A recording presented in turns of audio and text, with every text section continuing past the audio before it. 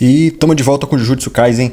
Esse é o capítulo 263, mas aparentemente, tá, pelo que eu ouvi falar, os oficiais estão chamando ele de 262,2,5 na verdade, né?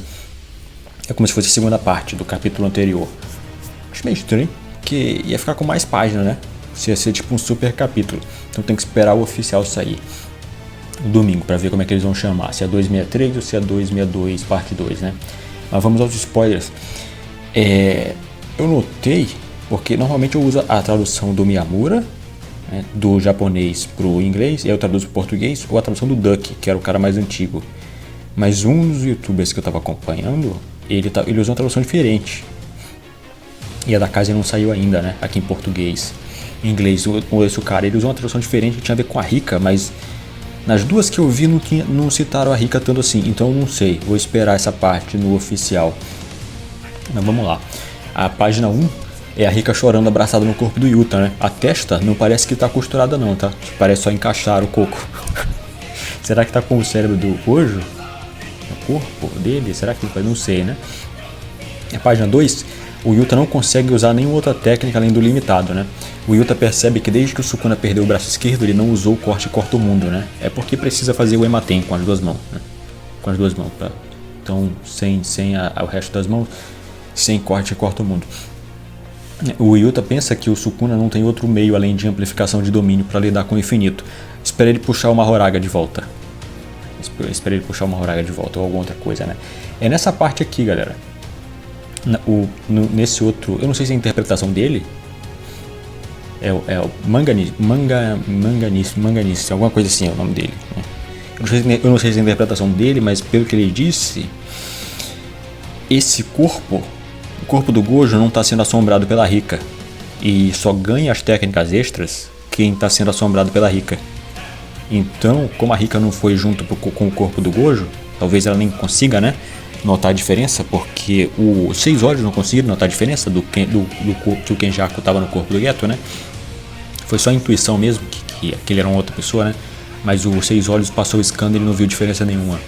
Era o Geto, né? Só que dentro com o Kenjaku dentro. Então, aparentemente, o Yuta vai ficar com o ilimitado. Vai ficar só com o ilimitado. Aí tem que ver, quando a técnica acabar, se ele volta pro corpo dele ou se ele morre. Porque ele tá ferrado agora. O Yuta ferrou. Se a Rika não estiver assombrando esse corpo, ele não tem como voltar. A não ser que faça a troca automaticamente e volta quando a técnica acabe. Eu acho que não. Eu acho que ferrou. Aqui, né? E aí na página 3 o Yuta levanta e joga o Sukuna longe, né? E enquanto o Sukuna tá no chão, o Yuta acerta um chute na cara dele. O Sukuna não parece muito impressionado aí não, hein, galera. Eu acho que a força tá baixa. Né? E aí ele acerta um soco, né, na cara do Sukuna. De novo, né? E quase toma um na cara também. O Yuta tá com dificuldade de se adaptar aos braços e pernas do Gojo, tá? Que são mais longos. Porque aparentemente o Gojo é tipo uns 30 centímetros mais alto que o Yuta. Aparentemente é por aí, tipo uns 30 ou 40 centímetros. O Gojo é muito alto, né? E o Yuta é baixinho. Na página 4 e 5, o Yuta pensa que seria impossível masterizar o infinito, né? Só com um treinamento de troca de corpo. Ele pensa, agora eu entendo porque os 6 olhos são necessários, né? Aqui parece que ele tenta usar um azul no Sukuna, mas não surte efeito, né?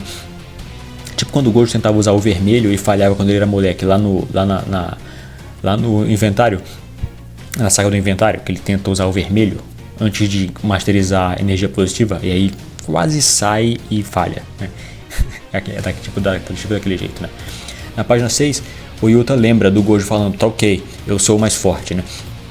E pensa o quanto de preparo precisou para falar aquilo com confiança, né? Poder ter a autoconfiança suficiente para falar aquilo, né? Mas o Sukuna percebe que o Yuta está tendo dificuldade em usar o limitado, né? E ele pergunta se o Yuta tem tempo o suficiente para tentar algo assim, né? E aí ele acerta um socão no Yuta. Esse soco ele tá com energia acumulada, tá, galera? É igualzinho o soco de quando o Sukuna acertou o Kokusen. É o mesmo soco, ele tá tentando acertar o Kokusen, o Sukuna. Só que dessa vez não saiu. A taxa de acerto do Sukuna é baixa, tipo uns 15%. É a do Yuta é a do Yuji que é mais alta. O Yuji tem tipo 30 e pouco por cento. Depois a gente tem que contar isso aí. Mas o do Sukuna até agora com esses socos carregados que ele tentou, ele acertou acho que 2 só. Ele já tentou uns 10, se eu não me engano. então a taxa de acerto ele é baixa.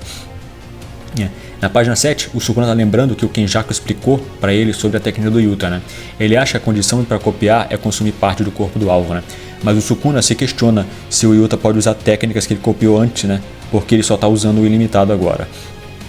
O Sukuna pensa quanto tempo a cópia duraria, se a técnica do Kenjaku terminar, o Yuta ainda ficaria no corpo do Gojo, e se o Yuta considerou o que pode acontecer depois da luta, né? Se ele tá até pensando no futuro, ou se ele veio aqui para morrer, né? O Sukuna, ele percebe que o plano do Yuta pode ser o roxo, né? Enquanto ele lembra do roxo que o Gojo usou no fim da luta deles, aquele roxo feito de forma manualmente, né? Misturando o vermelho com o azul do lado de fora do corpo, né? Aí na página 8, um flashback, né? Mas depois do treino de troca de corpos, né? O Gojo ele reclama que a técnica do Yuta é muito inconsistente, mas a Maki e os outros defendem, né, o Yuta, dizendo que o Yuta está exausto. Se o Gojo conseguiu... Não, tá certo. Não dá, a Rika não pode notar a diferença. A Rika não nota a diferença. Então o Gojo conseguiu usar. Ainda era no corpo do Yuta, né? Aparentemente é o corpo do Yuta que é assombrado. O corpo do Gojo não é assombrado.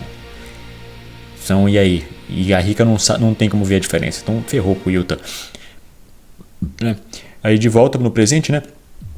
Com o efeito de supercarga de energia no fundo, parece umas chamas, tá, galera? É o mesmo efeito é o mesmo efeito que o Gag desenhou, quando os caras estão carregando muita energia amaldiçoada no fundo, né? E aí o Yuta começa a fazer os cânticos pro roxo. E a gente nunca viu isso, não, a gente viu os cânticos pro roxo, sim. O Gojo ele abriu a luta contra o Sukuna com os cânticos do roxo. Só depois que a gente viu os cânticos do vermelho e do azul. Foi o do azul que a gente viu por último. O cântico do vermelho a gente viu o terceiro, a gente viu no meio. Na página 9, o Sukuna imediatamente vai pra cima do Yuta, né? E ele quebra a postura do Yuta, né? Que tava carregando energia. O Sukuna pensa que ele não vai deixar o Yuta usar aquele roxo de jeito nenhum. Na página 10 e 11, é uma página dupla, o Yuta ele usa o azul para jogar um gravador para cima do Sukuna, né? E tá gravado uma ordem do Inumaki dizendo não se mova, né? Gravador malevolente, né? Aí na página 12 e 13, outra página dupla, o gravador malevolente, né? Ele mostra o Inumaki sangrando da garganta, sangrando bastante, né? Foi uma gravação imbuída com energia amaldiçoada. Funciona com ligação em tempo real também, pelo que a gente viu na primeira temporada, né? Só que a intensidade deve ser menor. Aqui, para ele usar uma gravação, deve estar bem mais carregado do que uma ligação normal. É tipo um item amaldiçoado, só que de um tiro só. Eu acho que sim. Imbuído ali com uma ordem do Inumaki. Eu acho que sim, né? E aí o Yuta termina os cânticos e finaliza o roxo, né? Só esperando para atirar. E esse é o fim do capítulo. A gente vê as duas massas se colidindo, né? Só que quando o roxo usado assim, ele é misturado dentro do corpo do usuário, né? Ele é misturado dentro do corpo do usuário e ele só sai ali na mão. Na mão a massa imaginária do roxo. Mas já tá pronto, só pra atirar, né? E a nota do editor ela fala, né? Que libere a técnica suprema do seu professor, né? Sem pausa semana que vem. Esse é o fim do capítulo. A gravação funciona. Se funcionou por ligação, funciona gravado. Só que nesse caso, né, a energia amaldiçoada já descarregou. E isso aí, esse negócio do Inumaki, tá? Provavelmente é de quando ele imbuiu a gravação. Quando ele imbuiu a energia amaldiçoada na gravação. Ele não deve ter sangrado em tempo real agora não.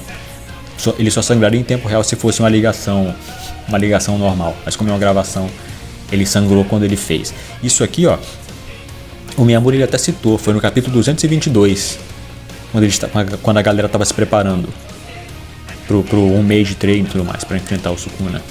O Yuta ele tem um momento que ele fala, né, que ele ia dar um trabalho pro Inumaki. Então é isso, é capaz de ser um mês todo, galera, do Inumaki imbuindo energia amaldiçoada nessa gravação. É bem capaz disso aí, pra paralisar o Sukuna, é bem capaz disso aí. Porque no caso do Laru, o Sukuna ficou paralisado por uns 10 segundos? Acho que foi uns 5 segundos só, no caso do Laru, né? E então, eu acho que sim. É capaz desse mês todo foi o Inumaki acumulando energia amaldiçoada nesse gravador. Mas esse é o capítulo. É a continuação do capítulo anterior. Eu tô curioso pra saber desse negócio da Rika. Porque se ela assombrar o corpo é uma das condições para o corpo ter acesso à biblioteca de técnicas amaldiçoadas, o Yuta tá ferrado. Ou ele vai ficar no corpo do Gojo para sempre. E aí, o que vocês preferem? O Yuta ficar no corpo do Gojo para sempre ou ele morrer de vez? Ele vai ser o Gota? É estranho, né? É estranho. Se a transferência é só por energia amaldiçoada, ele meio que transforma o cérebro que vai pro corpo, é capaz dele voltar, só desfazer a troca. Isso seria muito fácil, né?